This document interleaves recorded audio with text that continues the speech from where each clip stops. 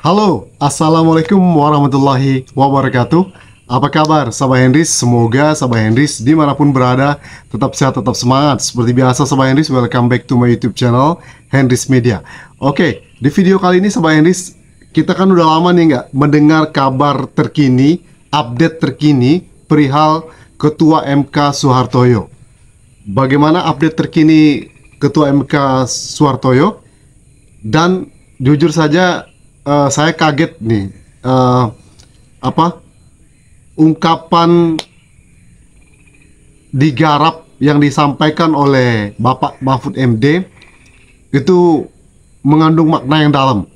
Ada apa dengan Ketua MK? Dan tambah kagetnya lagi saya, itu FYP beberapa hari yang lalu, itu ada video TikTok, gambar innalillahi wa inna ilaihi rojiun, lalu ada gambar MK Soehartoyo. Di situ dituliskan Soehartoyo 7 Mei 2024. Ya, berarti berapa hari yang lalu ya. Apakah ini berita duka beneran atau bukan?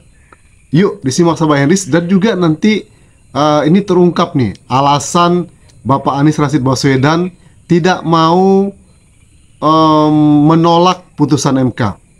Ini alasannya sangat bikin haru guys ya, luar biasa. Disimak sampai selesai ya. Tapi bagi kalian yang baru mampir ke channel YouTube Hendris Media ini, support channel ini dengan tekan tombol subscribe di bawah, like, komen, dan juga share ke media sosial Sahabat Hendris semua. Oke? Thank you so much. Oke, kita mulai dari pertama, yaitu Prof. Mahfud MD mengatakan jelang putusan MK, ya, di salah satu wawancara televisi Metro TV tepatnya, dia mengatakan kalau Ketua MK Soehartoyo itu sudah digarap jelang putusan Pilpres. Apakah benar? Dan digarap ini maksudnya bagaimana sih? Yuk kita simak dulu videonya di sini. Check it out. Itu kaget dengan Pak Soehartoyo yang ternyata menolak. Saya pada saat vonis diucapkan hari sidang itu tidak kaget. Karena saya sudah mendengar sebelumnya, Hartoyo sudah berhasil digarap, jangan berharap gitu. Maksudnya digarap itu apa, Prof? Artinya tidak ikut rombongannya Arief dan Saldi. Sehingga saya tidak kaget, tapi sehari sebelumnya saya masih percaya Hartoyo di situ, meskipun mungkin kalah, entah bagaimana, kan feeling. Ya. Saya kan tadi otak dan feeling berbeda. Ya. Saya sudah dengar sebelum berangkat sidang, sehingga saya berbisik pada Magdir Ismail, Mas Magdir, kita kalah nih. Kenapa? Hartoyo udah di sana. Enggak, kata Magdir. Saya tahu dia gitu. Itu sebelum sidang loh, saya bilang sama Magdir Ismail. Yang benar saya akhirnya. Tentu Pak Mahfud MD hafal betul sosok Ketua MK Hartoyo ini kan, karena kabarnya satu kuliah, satu kelas, satu kelompok belajar waktu kuliah di Universitas Islam Indonesia Yogyakarta. Pasti tahu dong bagaimana karakter sebenarnya Bapak Ketua MK Soehartoyo ini. Maka dia membuat digarap itu jelang putusan Pilpres. Mungkin dia udah kenal siapa Bapak MK Soehartoyo, bagaimana karakternya, sehingga dia bisa mengatakan seperti itu. Oke? Lalu, nah ini jujur aja bikin kaget Bang Hendris kemarin. FYP di TikTok Bang Hendris, ada berita innalillahi wa inna ilaihi rojiun. Itu ada gambar Soehartoyo, ya kan? Lalu 7 Mei 2024. Semoga amal ibadahnya diterima oleh Allah Subhanahu wa taala. Tentu bikin kaget dong. Apakah beneran ini? Ya, berita ini. Setelah diperhatikan sama Hendris, perhatikan di situ ada turut bersukacita atas berpulangnya. Terus baru Soehartoyo. Kalau biasanya kalau berita kabar duka kan turut berdukacita atas meninggalnya. Nah ini enggak, turut bersukacita atas berpulangnya. Lalu saya coba baca komen-komentar dari netizen. Komentarnya pun beragam gitu ya. Ini bener nggak sih berita ini? Dan ini memang tampaknya bukan berita duka, tapi ini kalau saya perhatikan adalah satir politik ya, kritik terhadap putusan MK. Jadi di situ dia tulis di akun TikTok Hits Politik ini, saya turut bersuka cita atas berpulangnya Suhartoyo 7 Mei 2024. Ini mungkin maksudnya adalah matinya Mahkamah Konstitusi lewat putusan Ketua MK beberapa waktu yang lalu. Mungkin seperti itu. Kalau mungkin kalian punya pandangan, komen di bawah ya guys ya. Oke, kalau menurut saya seperti itu ya. Dan saya baca komen-komentarnya. Dan ini kalau untuk berita dukanya tidak ya guys ya. Tapi ini lebih ke kritik terhadap putusan MK. Kalau menurut saya seperti itu. Oke. Dan ini luar biasa. Jujur saja saya nonton terharu banget. Terkuak alasan Bapak Anies Rashid Baswedan itu menerima putusan MK. Alasannya bikin mewek guys. Disimak bersama di sini ya. Check it out. Kemudian tentu ada tekanan politik, berbondong-bondong kita ke sana. Mari kita berbondong-bondong ke sana. Tapi saya punya pengalaman di 2019. Ketika saya mimpin di Jakarta, saya ini ngelola kota yang banyak orang-orang kena luka tembak. Saya datang ke rumah sakit. Di 2019 itu? 2019. Saya datang ke kamar operasi, karena saya sebagai gubernur di rumah sakit yang saya kelola, DKI kelola. Itu pun pasca putusan MK ya? Putusan semasa itulah. KPU ya? Saya lupa persis urutannya. Tapi krisis hasil. Yang rakyat terlibat. Dan apa yang terjadi? Saya lihat tubuh-tubuh yang kena, udah meninggal, anak-anak, ada bekas mesiu, ada bekasnya, bahkan sisa pelurunya atau apapun lah di situ ada dalam. Saya lihat di situ, saya ketemu orang tuanya, saya datangi rumahnya, dan satu tempat itu di sekitar Glodok, agak ke barat sedikit, saya lupa jembatan berapa di sana. Itu ketika saya tiba di tempat duka, ratusan pengemudi ojek itu sudah berada depan situ. Karena ayahnya adalah pengemudi ojek. Suasananya suasana orang marah, sedih, marah. Saya datang ketemu orang tuanya. Kemudian saya ikut angkat jenazahnya. Dan saya bicara di depan semuanya. Ini ada korban. Jangan kita tambah korban lagi. Ini ada korban hari ini. Kalau kita melakukan apa, nambah korban. Saya memilih hadir. Karena negara harus hadir dalam situasi krisis.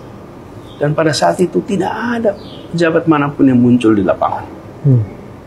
Saya memilih hadir. Saya datang ke tiap rumah sakit. Saya datang ke tiap rumah yang kehilangan anggota keluarganya. Dan kita urus semua orang yang menjadi korban atas biaya DKI.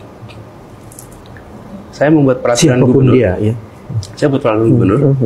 Bahwa kalau ada korban karena demonstrasi, karena konflik terkait dengan politik, maka Dinas Kesehatan diberikan mandat untuk mengeluarkan biaya untuk membiayainya, walaupun dia KTP-nya bukan Jakarta.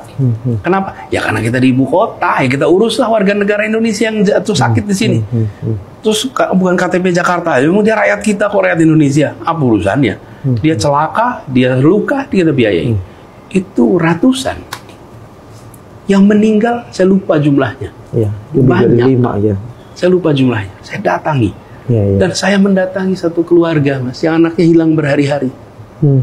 Dan kita memiliki jenazah yang tidak ketemu rumahnya berhari-hari. Saya masih ingat Mas namanya, Mas Husein, Mas. Namanya Husein. Tidak ada KTP, tidak ada. Kita nggak tahu nyarinya kemana.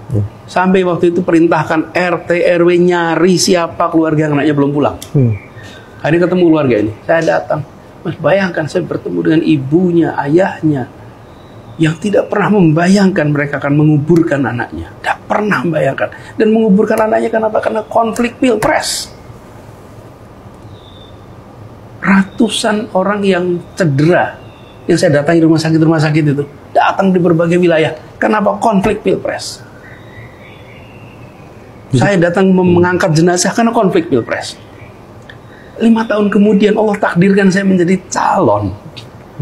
Dan ketika terjadi peristiwa ini, langsung saya bilang, ini kalau saya melakukan itu semua, yang jadi korban adalah rakyat kecil. Yang petinggi-petingginya nggak akan merasakan. sayanya nggak akan merasakan tuh pelurunya, nggak akan merasakan gebukan, nggak akan merasakan tuh konflik-konfliknya tuh. Yang merasakan tuh pasukan teman-teman kita yang di bawah, yang penuh dengan semangat. Karena itu jaga, tetap bersemangat, tetap menekan MK. Menekan MK untuk apa? Untuk adil. Menekan MK untuk apa? Untuk berani. Tapi ada batasnya. Jangan agitasi yang membuat ini menjadi konflik terbuka. Jadi saya bersyukur ini semua selesai, nol. Tidak ada penguburan karena konflik akibat keputusan hasil MK. Tidak ada penguburan karena putusan hasil KPU. Karena bagi saya setiap nyawa itu bernyawa. Setiap nyawa itu harus dilindungi dan jangan sampai dijadikan korban. Ada masa perjuangan di mana jiwa raga kita dipertaruhkan. Tapi ini adalah sebuah perdebatan yang dibuat di dalam MK, majelis hakim dengan tim hukum dan dorongan dari publik untuk mengawasi, untuk minta adil. Tekanannya di situ. Tapi ada batasnya. Nah, kalau tidak seperti yang saya rasakan dulu, Mas, dan pengalaman mengelola mereka-mereka ini semua, Mas, yang menjadi korban itu, saya merasakan betul mereka juga ujungnya tidak dapat perhatian yang cukup. Kehilangan anak itu tidak pernah bisa diganti dengan santunan sebesar apapun yang disampaikan dengan sesantun apapun. Nggak bisa. Nggak bisa, saya rasakan sekali. Nah, jadi Mas, ketika menghadapi ini, saya malah ingin menunjukkan bahwa di dalam berdemokrasi ada kompetisi, ada penyimpangan-penyimpangan. Itu tidak boleh kita lupakan. Tidak boleh. Itu harus dikoreksi. Bahkan kemarin ketika KPU bersidang penetapan hasil, saya memilih hadir. Sambil saya katakan, semua yang menjadi permasalahan harus dikoreksi. Tapi kita hormati hasilnya. Jangan sampai nggak dihormati hasilnya, Mas. Hormati keputusan MK harus dihormati. Rusak tatanan bernegara kita. Nah, jadi pengalaman di posisi yang bergonta-ganti itu, Mas, membuat saya ketika pasca 20 Maret mengatakan kita jaga dengan kehormatan. Gerakan jalan terus, tapi jangan sampai ada korban jiwa. Jangan sampai ada korban jiwa. Wah, jadi pengalaman 2019 mengayakan kebatinan. Ya, bahkan Mas kalau ingat ya, saya waktu itu sebetulnya bertindak di awal saya berada di Tokyo. Sedang dalam pertemuan U20. U20 itu Urban 20. Saya adalah salah satu founding members dari U20. Jadi didirikan oleh beberapa, termasuk Jakarta. Nah, dalam pertemuan itu, selama saya di Tokyo itu monitor seluruh Jakarta. Dan suasananya mulai menegang. Begitu mulai menegang, saya pamit sana pada semua bahwa saya harus pulang ke Jakarta karena kondisi di Jakarta situasinya tense. Gubernur Keiko itu bilang, Anda harus bicara di sini. Saya bilang, ya kalau boleh saya bicara sekarang Tokyo aja. Gubernur Keiko. Karena you're here to speak. You're inviting you to speak. My apology, tapi we have to return dengan kondisi Jakarta seperti itu. Begitu saya mendarat, mungkin jam 4 pagi, jam 6 itu sudah langsung berkumpul dengan seluruh jajaran DKI. Kita lihat siapan action plan-nya. Nomor 1, selamatkan setiap nyawa. Pokoknya itu nomor 1, perintahnya. Siapapun, kapanpun, dan dari manapun. Dan sesudah itu kemudian saya langsung tuh keliling ke semua tempat, mendatangi satu-satu semua korban. Nah, itulah yang membuat saya lihat di dalam kompetisi Pilpres ini itu jaga ambang batasnya. Karena kalau ambang batas tidak dijaga, yang menjadi korban. Kenapa? Karena ini adalah sebuah kompetisi. Ada, Mas, masa di mana kita harus jiwa raga.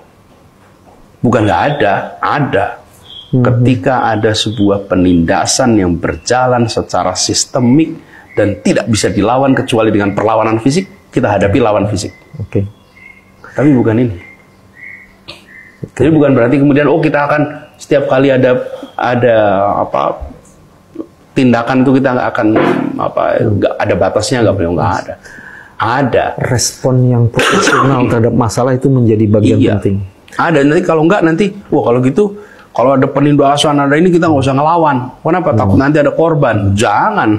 Ada masa di mana itu harus dihadapi.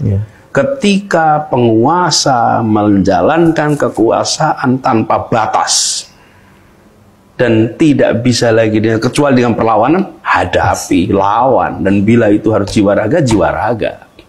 Tapi bukan ini. Ini adalah sebuah kompetisi yang ada batasnya. Oke, itu saja sama Henris update terkini perihal Hakim MK, Ketua MK tepatnya, dan juga putusan MK. Thank you for your attention. One more time, don't forget to subscribe, like, comment, and share. See you in the next video. Assalamualaikum warahmatullahi wabarakatuh. Bye-bye.